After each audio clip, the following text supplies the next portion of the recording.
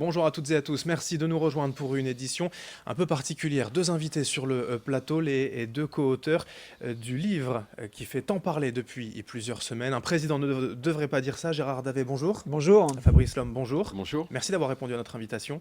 Déjà, première question pour vous, Fabrice Lhomme, c'est la question forcément que tout le monde vous a posée depuis jeudi dernier. L'annonce du renoncement de François Hollande vous a-t-elle surpris ? Un petit peu dans le sens où on était convaincus, comme beaucoup, que François Hollande avait envie de se représenter. D'ailleurs, on n'a pas changé d'avis là-dessus, c'est-à-dire qu'il avait vraiment envie. Nous, on l'a quand même vu pendant des années, on lui a souvent parlé d'une éventuelle candidature, et on a bien vu dès le départ qu'il s'était mis dans l'idée de pouvoir se présenter. D'ailleurs, il pensait le faire, puisque l'une de ses dernières grandes interviews dans l'Obs, le jour où notre livre est sorti, était titré « Je suis prêt ». Donc, tout était en place pour qu'il se présente. Donc, surprise de ce point de vue-là, mais en même temps pas totalement, puisque il avait semé des indices, et notre livre en est plein. Quand on l'a relu du coup après cette annonce, on s'est aperçu qu'en fait il nous l'avait quasiment annoncé par petites touches, en nous disant à plusieurs reprises: le pouvoir ne me manquera pas, il y a une vie après la présidence, j'ai envie de retrouver ma liberté, à l'Élysée on n'est pas heureux, et surtout, et c'est ça le point principal, il a toujours été persuadé que s'il n'avait aucune chance de gagner, il ne tenterait pas le coup. Et là il a fait une analyse lucide, il s'est dit: il n'y a pas d'espace pour moi, donc j'y vais pas. Avec le recul un peu plus à froid, l'analyse c'est qu'en fait François Hollande est accro à la politique, pas forcément au pouvoir. Oui, c'est vraiment ça, c'est le bon terme. La politique pour lui, c'est une raison de vivre. Il mange, il dort, il cauchemarde, il rêve politique. En revanche, le pouvoir, eh bien, il l'a exercé. Et une fois qu'on l'a exercé, il nous dit dans le livre, par exemple: j'ai imposé à ma majorité des réformes auxquelles elle n'aurait pas consenti naturellement. Eh bien, ça rejoint exactement son mode de pensée. J'ai fait ce que je devais faire, je suis arrivé là où personne ne pensait que j'arriverais. J'ai obtenu la possibilité d'imposer mes réformes. Et puis maintenant, voilà, je passe à autre chose. Donc, en revanche, l'amour de la politique, le besoin de politique ne le quittera jamais, ça c'est sûr. Au fur et à mesure de ces 60 et plus entretiens que vous avez eus avec le président de la République, avez-vous senti une forme de descente, pas aux enfers forcément pour être aussi brut, mais en tout cas cette descente déjà dans les sondages, dans l'opinion publique, et cette déliquescence un peu, vous l'avez senti ? Non, je ne parlerai pas de déliquescence pour la bonne et simple raison que le décrochage a été très rapide. C'est-à-dire qu'il y a, en fait, il y a deux périodes. La première qui est très courte, c'est le mini état de grâce, où il se dit: c'est incroyable, je suis arrivé à l'Élysée, c'est les premières semaines quasiment. Et dès la rentrée 2012, il chute dans les sondages. Il y a le décrochage avec l'opinion publique, et il va être dans une descente aux enfers de la popularité, en tous les cas, permanente. Et si vous voulez, il va très vite s'installer dans ce rôle du type qui, de toute façon, est impopulaire, mais qui espère qu'à la fin, les Français lui rendront justice de ce qu'il a fait. Donc en fait, il n'y a pas eu vraiment d'évolution là-dessus. Il y a eu une espèce de continuité dans l'impopularité à laquelle il s'est habitué, mais en grand optimiste qu'il est, il a toujours pensé qu'il renverserait la vapeur au dernier moment. Pour parler un peu de la méthode de ce livre, ces entretiens que vous n'avez pas souhaité faire relire au président de la République, c'était non négociable, vous l'avez dit dans d'autres interviews. C'est un peu la nouvelle manière, selon vous, de faire de la communication politique, c'est 2.0, aujourd'hui ça sera comme ça ?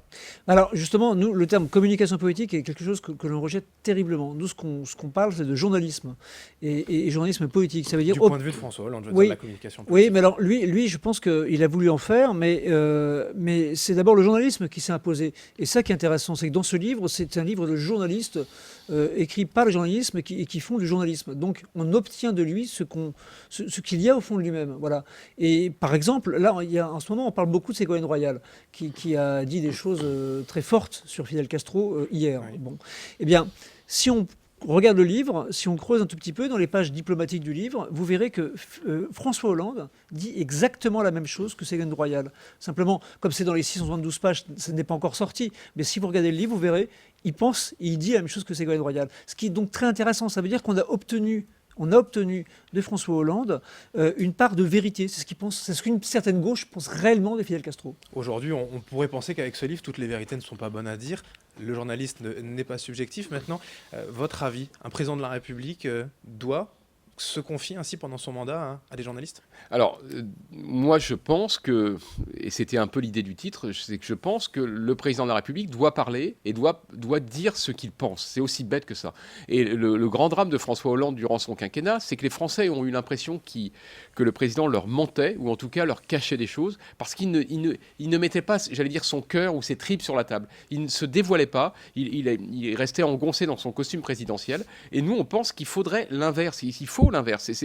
C'est un intérêt journalistique, bien sûr. Nous, on a intérêt à ce que les gens disent des choses fortes et importantes, mais on pense que même du point de vue citoyen, les Français ont le droit de savoir ce que pense le président de la République. Et ce président-là n'a jamais autant dissimulé sur ses pensées profondes que par rapport à ses prédécesseurs.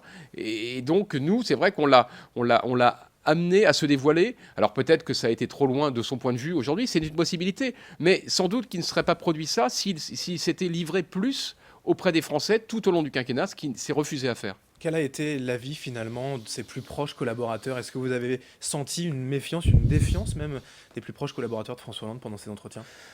Il n'était pas là, hein, donc Ouais. on a eu des échos comme quoi effectivement cette façon de faire de François Hollande leur déplaisait parce qu'il savait pertinemment qu'il était en face de deux journalistes expérimentés qui voudraient une vérité, pas la langue de bois, et il savait aussi que François Hollande appréciait les journalistes et leur compagnie, et donc il n'y avait rien de contrôlable dans tout ça. Or, ce que déteste la communication, les services de communication, c'est tout ce qui est incontrôlable. Or là, ce n'était pas contrôlé, et donc ça les a gênés. Comment vous imaginez la suite pour François Hollande maintenant par rapport à ce qu'il a pu vous dire? D'après ce qu'il nous a dit, c'est que la suite ne lui faisait pas peur. Je pense qu'il est soulagé aujourd'hui. Il doit être un peu meurtri, évidemment, parce que c'est le premier président à ne pas être en état de se représenter, donc c'est dur, bien entendu. En même temps, il y a un soulagement, parce que le pouvoir lui pèse, il nous l'a dit, hein, le pouvoir, c'est la perte de sa propre liberté. Or, je ne connais pas un homme politique qui soit autant épris de sa propre liberté que François Hollande. Donc, il va pouvoir retrouver une vie normale, il va arrêter la politique au plus haut niveau, hein, ça il nous l'a dit, il ne va pas reprendre une carrière de conseiller général, il ne va pas essayer de reprendre une mairie, il ne va pas faire son retour, c'est pas dans son tempérament, il a fait ce qu'il avait à faire, il trouvera une occupation, c'est quelqu'un qui a besoin de s'occuper, il fera peut-être de la politique autrement, de manière différente, parce que c'est son amusement, c'est son seul loisir, mais il va surtout pouvoir reprofiter de la vie, et c'est un jouisseur, François Hollande. Pour terminer, une dernière question. Vous pensez que ce livre, ce type de livre, c'est le premier et le dernier que l'on verra? Écoutez, c'est le premier. J'espère que ce n'est pas le dernier, parce que la politique sans filtre, ça ne nuit pas. Au contraire, je pense que ça Mais contribue les à la bonne prochains santé. vont sérieusement réfléchir à deux fois. C'est possible, mais si on peut faire réfléchir les gens avec ce livre, c'est bien aussi. Merci Gérard Davet, merci Fabrice Merci. Lhomme, tous deux, donc co-auteur du livre. Un président ne devrait pas dire ça aux éditions Stock. Merci d'avoir été avec nous aujourd'hui sur Merci Grand à Lille vous. TV. Merci. Et merci à vous de nous avoir suivis dans un instant. L'information continue sur Grand Lille TV.